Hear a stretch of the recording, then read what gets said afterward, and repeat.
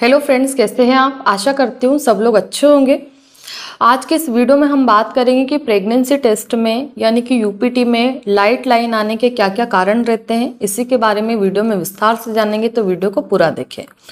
अगर आप हमारे इस चैनल पर पहली बार ही विजिट कर रहे हैं तो चैनल को जरूर से सब्सक्राइब करें, वीडियो को लाइक करें और ज़्यादा से ज़्यादा लोगों में शेयर करें।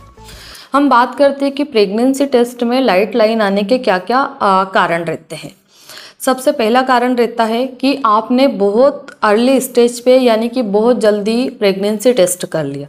नॉर्मली हम लोग प्रेगनेंसी टेस्ट करते पीरियड मिस होने के एक हफ्ते के बाद में, तो आपको बिल्कुल एक्यूरेट यानी कि सही रिजल्ट मिलता है। तो सबसे पहला कारण हो गया कि आपने बहुत ज़्यादा एंजाइटी में आके प्रेगनेंसी टेस्ट काफ़ी जल्दी कर लिया है, या अभी आपका पीरियड मिस नहीं हुआ, पीरियड मिस होने से पहले ही आपने टेस्ट कर लिया, तो उसमें आपकी जो प्रेगनेंसी टेस्ट है उसमें लाइट लाइन आ सकती है और ये नॉर्मल सी बात है।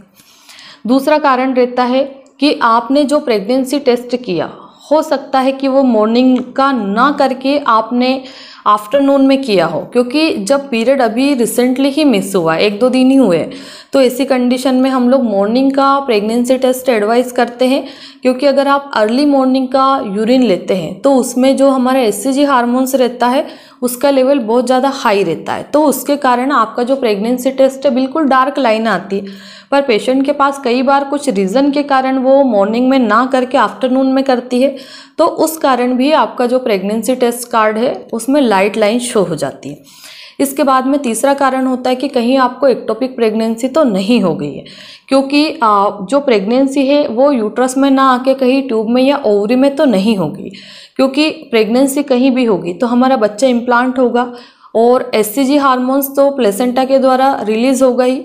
तो अगर आप पीरियड मिस होने के एक हफ्ते या 10 दिन बात कर रहे हो और अगर उसमें भी फ्लैट लाइन आ रही है, तो मैं भी कि आपको एक्टोपिक प्रेगनेंसी हो गई, उसके कारण आपको ऐसे ही रिजल्ट शो हो रहा है, तो इस कंडीशन में आपको डॉक्टर से मिलना चाहिए और आपका एक टीवीएस यानी कि ट्रांसवेजाइनल सोनोग्राफी करवाना चाहिए, जिससे कि ये कंफर्म हो सके कि आपकी प्रेगनेंसी तो है पर वो कहाँ पे है।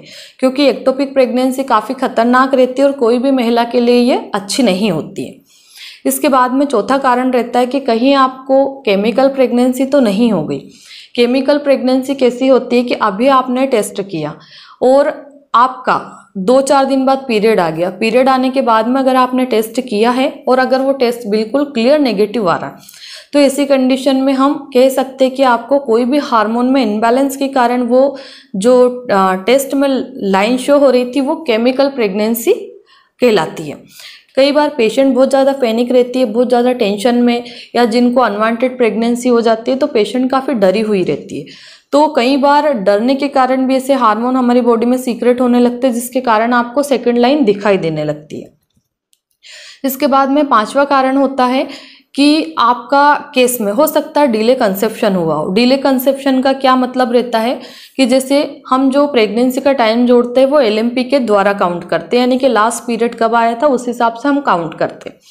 पर कई बार जैसे पेशेंट ने रिलेशन 15 दिन बाद बनाए है ना, क्योंकि ओवुलेशन तो 14वें दिन, 12वें दिन या 15वें दिन पे होता है, तो ओवुलेशन के बाद ही फर्टिलाइजेशन होगा, फिर इम्प्लांटेशन होगा।